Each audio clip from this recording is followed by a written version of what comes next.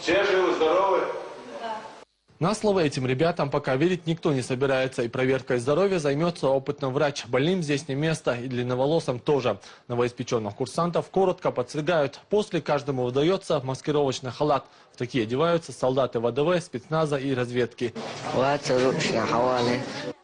Хамзат Закриев попал сюда не только из-за постоянных прогулов школы, но и потому, что любил подраться. Ребята должны провести здесь неделю в условиях, приближенных к военной службе. Парень признается, что не очень рад такой перспективе. Новые воспитатели не обращают внимания. Все делается ради пользы самих же подростков. Им от этого пользы не будет. Они так думают. А на самом деле это не так.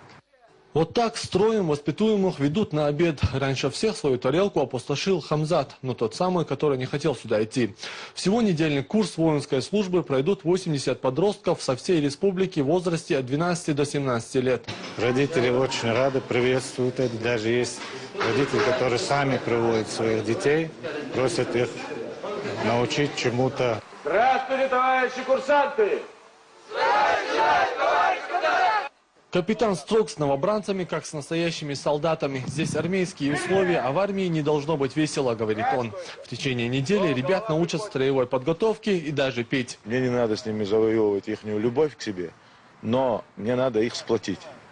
Сплотить, пусть они против меня сплотятся, но чтобы они были сплоченные и чтобы они были дисциплинированы. Кроме того, здесь будет вестись и духовно-нравственное воспитание. Первый день позади, и на лице Хамзата уже нет того недовольства, что было еще утром. Изменилось, похоже, и отношение к делу. Асланбек Магомаев, Юсуп Салажиев, Артур Яхяев. Новости.